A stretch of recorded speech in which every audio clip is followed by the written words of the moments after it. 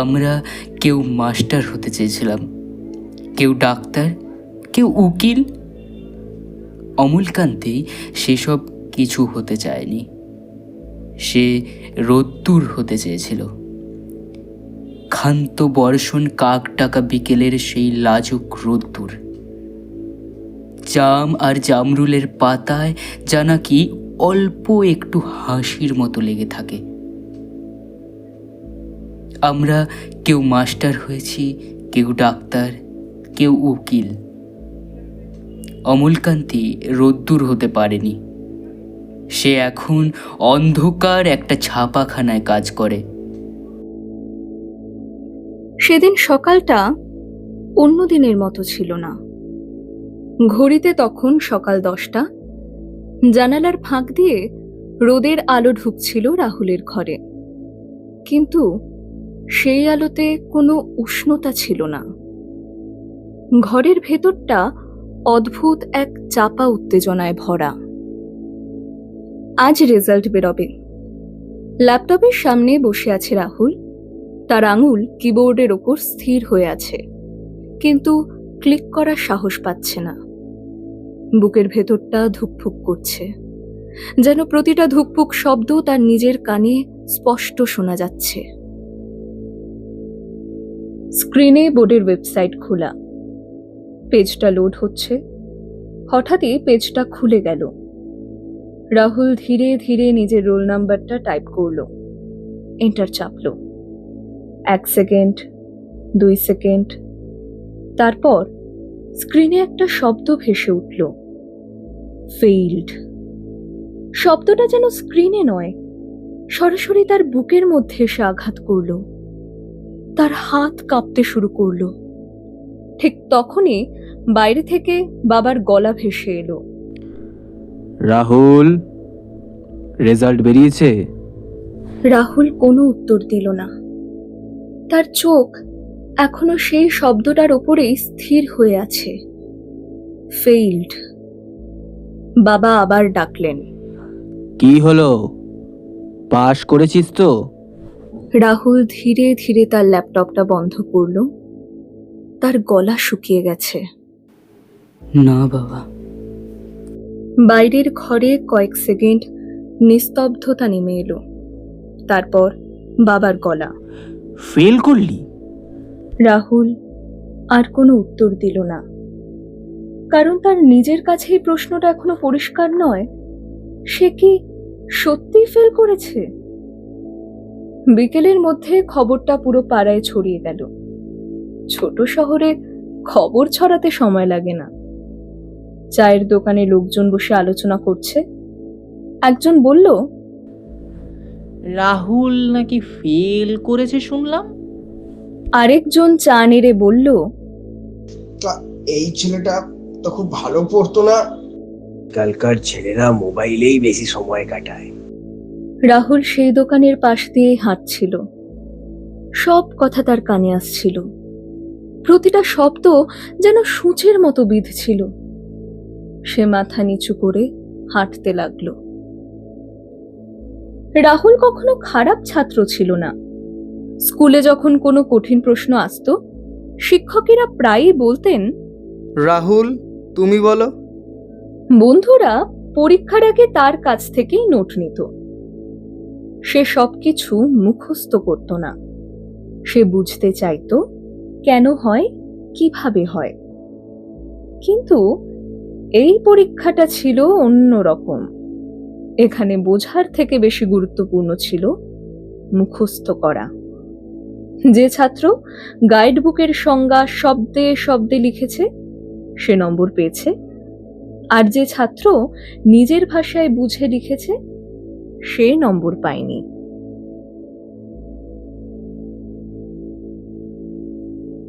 পরদিন রাহুল স্কুলে গেল। স্কুলের করিডোরে ঢুকতেই একটা অদ্ভুত অনুভূতি হলো, যেন এই জায়গাটাই হঠাৎ করে তার কাছে অপরিচিত হয়ে গেছে। ক্লাসরুমের দরজার সামনে দাঁড়িয়ে সে কিছুক্ষণ চুপ করে রইল। ঠিক তখনই পেছন থেকে একটা গলা, রাহুল। সে ঘুরে দাঁড়ালো। অরিন্দম স্যার, স্কুলের সবচেয়ে সম্মানিত শিক্ষক। স্যার তাকে স্টাফ রুমে ডাকলেন। টেবিলের ওপর বসে স্যার কিছুক্ষণ চুপ করে রইলেন। তারপর বললেন, আমি তোমার খাতাটা দেখেছি। তাহলে স্যার? স্যার দীর্ঘশ্বাস ফেললেন। তুমি ভুল লেখনি। তাহলে? রাহুল আরো অবাক হলো।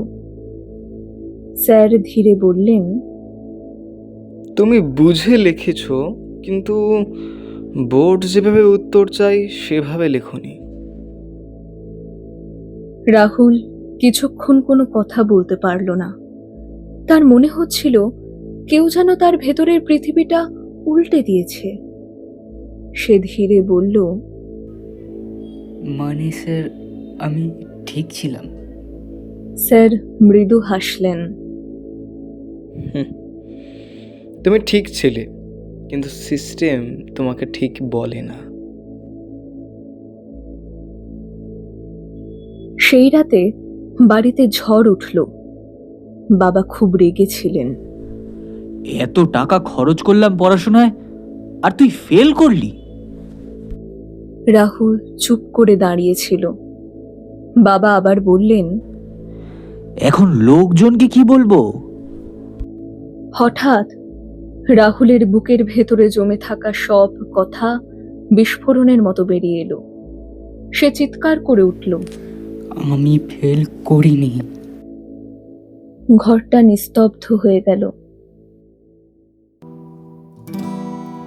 আমায় ভুলে যাওয়া সহজ নয়, যেমন সহজ নয় বিশ্বযুদ্ধের দায় মাথায় নিয়ে বৃষ্টিস্নাত নভেম্বরকে এক কাপ চা, কিংবা জটিল সংখ্যার মেটামরফোসিস সাহিত্যিক বাস্তবতা। আমাকে ছাড়া সবই, চুলায় ভাত রেখে 6 ঘন্টার তরতাজা ঘুম, কিভাবে চলে যায় শুক্র হতে শনি, রবি সোম, মঙ্গলে নামে বন্যা, বুধে আর্টিক জ্বর, বৃহস্পতির বুকে থমকে দাঁড়ায় দ্য গ্রেট রেড স্পট। আমাকে ভুলে যাওয়া সহজ নয়। যত বেশি তুমি ভুলে যাবে, তত মনে হয় এসব নিত্য নতুন অনুষ্ঠানে জোরে গেয়ে ওঠা পরিচিত গানে আমি আছি, কিন্তু মূলত থাকা প্রয়োজন নয়। আমায় ভুলে যেতে পুরো জীবনও যথেষ্ট সময় নয়। সেই রাতেই রাহুল একটা সিদ্ধান্ত নিল। সে ল্যাপটপ খুলল, ক্যামেরা অন করলো। তার সামনে একটা ছোট টেবিল ল্যাম্প জ্বলছে। ঘরের আলো ম্লান। সে কয়েক সেকেন্ড চুপ করে বসে রইল। তারপর বলল, আজকে আমি এমন একটা কথা বলবো যেটা হাজার হাজার ছাত্র মনে মনে বলে, কিন্তু কিন্তু তারা বলতে ভয় পায়। আজ আমার রেজাল্ট বেরিয়েছে, আর আর আমি ফেল করেছি।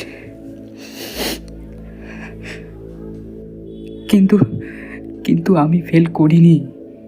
ফেল করেছে সিস্টেম। ফেল করেছে এই সিস্টেমটা। ভিডিওটা সে ইউটিউবে আপলোড করলো। চ্যানেলের নাম দিল সিস্টেম ফেইল্ড।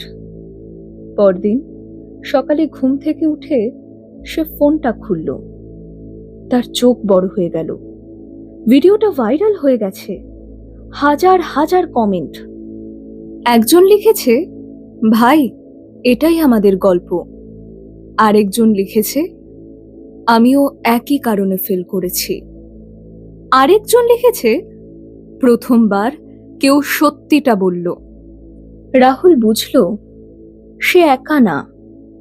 এই সিস্টেমের ভেতরে হাজার হাজার রাহুল আছে। পরের 1 বছরে তার চ্যানেল আরো বড় হয়ে গেল। সে ভিডিও বানাতে শুরু করলো। কিভাবে পড়তে হয়, কিভাবে বোঝা যায়, কিভাবে প্রশ্ন করতে হয়। ধীরে ধীরে সে একটা অনলাইন প্ল্যাটফর্ম বানালো, যেখানে ছাত্রদের শেখানো হয় মুখস্থ না, বোঝা, ভয় না, প্রশ্ন করা। তোমার মনের ভেতর যাই, মুখের ভিড়ে মুখোশ পাই, ঘাসের ফাঁকে লুকিয়ে থাকে শিকারি যেন।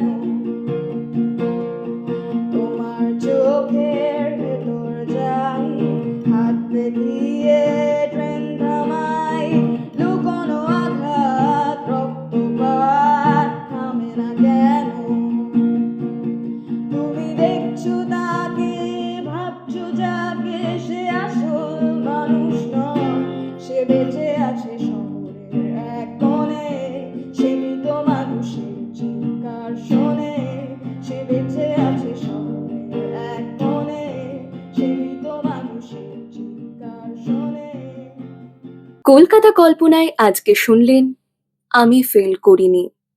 গল্পটি লিখেছে মধুসূদন। গল্প পাঠে আমি শৈরিন্দ্রী। রাহুলের ভূমিকায় মধুসূদন, বাবা ত্রিনঞ্জন, অরিন্দম স্যার সৃজন, প্রতিবেশী শতরাজ এবং ত্রিনঞ্জন, সঙ্গীত পরিচালনায় জয়ন্ত ও মুন, প্রচার, অলঙ্করণ এবং শব্দগ্রহণে মধুসূদন, সমগ্র পরিকল্পনা এবং পরিচালনায় দীপ। তোমার মনের ভেতরেও হয়তো এমন একটা প্লট আছে যেটা শুনলে কারো রাতের ঘুম উড়ে যাবে, কারোর চোখে জল আসবে, আবার কেউ হয়তো নিজের জীবনের সাথে মিল খুঁজে পাবে। তাহলে দেরি কিসের? তোমার লেখা গল্প আমাদের হোয়াটসঅ্যাপ নাম্বারে পাঠিয়ে দাও 9477457328 এই নাম্বারে। নির্বাচিত গল্পগুলি আমরা অডিও স্টোরি হিসেবে তৈরি করব, আর হয়তো পরের গল্পটা হবে তোমারই, যেখানে তোমার প্রতিটা শব্দ, প্রতিটা অনুভূতি শ্রোতার হৃদয় সরাসরি আঘাত করবে। এরকমই আরো মন ছুঁয়ে যাওয়া গল্প শুনতে আমাদের চ্যানেলটা সাবস্ক্রাইব করো এবং শেয়ার করো তোমার বন্ধুদের সাথে। কারণ প্রতিটা গল্প শুধু গল্প নয়, এটা তোমার, আমার, আমাদের জীবনের প্রতিচ্ছবি। আবার দেখা হবে নতুন গল্পের সাথে।